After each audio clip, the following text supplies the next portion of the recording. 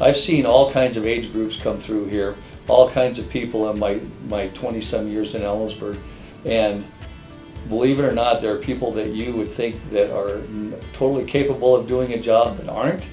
And then you might look at somebody like Eric and think, wow, this is going to be a project. But he's been as easy or easier than most of the employees we've had here.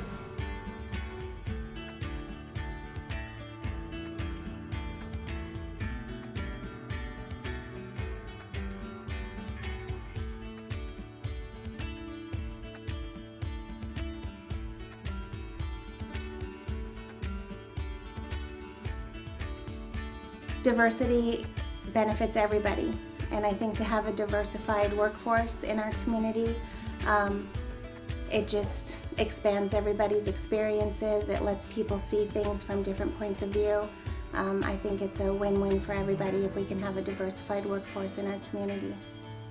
I just think that personifies their mission as an organization to support folks in finding, identifying, and maximizing their potential. What better way to do that than to send them out into the community to do useful, productive work? Eric is an amazing employee. Like, he always comes in with a smile on his face. He's always excited about what work he has to do. I mean, he puts a smile on my face every time he comes in, so that's great. I work because I enjoy it. I work at the Kansas County Courthouse here in Ellensburg, and I am the office assistant. I do stamping and scanning, or whatever it is that they need me to do, then I'll do it. Diversity is a good thing, you know. We all come from different walks of life, and to be able to have somebody like Stephanie that's, you know, louder and might not have a filter on it, you know, and being the tax collector department, you know, it's kind of cool having somebody like Stephanie to keep the atmosphere and mood light. So It actually made me feel like practically a new woman. When I get here, I sit in here and think, okay, what's on my list for today, or what's I need planned for tomorrow, and so I just think on that and just get ready. My name is Justin. I work for the city pool for Ellensburg. This job means a lot to me because when I first started, it took me a while to get used to all the rules in here. And since then, I really stepped up. He's eager, he's involved, he is dedicated, he's reliable, he takes pride in what he does. He'll look at something and identify something that he thinks should be done, and he'll go do it. But he also wants you to know what he's doing. He's a wonderful employee, and he's personable. He's gotten to know the people here. When he's not here, they miss him. My name's Ian Scove. I work at Knudsen Lumber. I was originally hired to clean, which I'm still doing today. But it's not about making money. It's just trying to live life. That's what I like about the job. I'm still learning as I go. With Ian, he's such a hard worker, and we remodeled our building in the last year, and he's been a big part of that.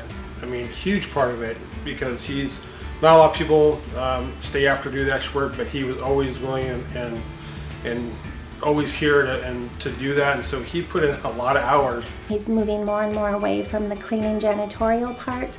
We recently had a discussion, and one of his employment goals is he wants to move to receivables and do more in the receivables department and not as much janitorial cleaning. Again, which is something he's very good at and something that he's dedicated to doing, but not necessarily he wants to do for the rest of his life. So he's moved up, he's proven himself within the job, and his supervisors are open to making that move for him.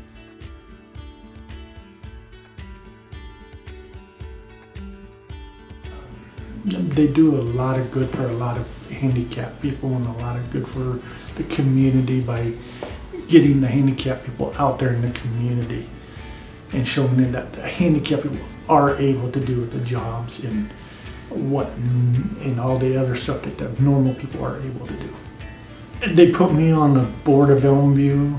They got me to go into Special Olympics, which I would have never done And they've gotten me to go out in the public to talk to people in the public.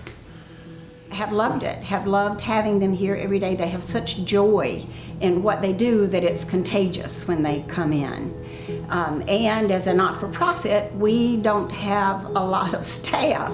So it's wonderful to have the burden of some of those routine things that Margie and Laura do every day off our plates. You just let them know that you're interested in having workers, and then they interview you a little bit, find out exactly what you're looking for, and then they'll send over a representative to look at the space, see what needs to happen, and then they identify the clients who are best able to serve in that capacity.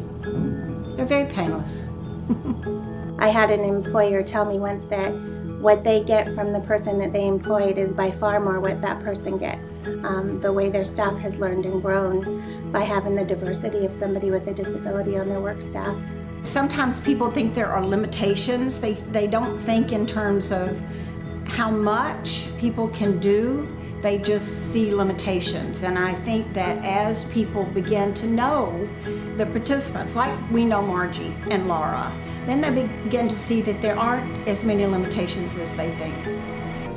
As a business owner, I have to look at things financially in the end.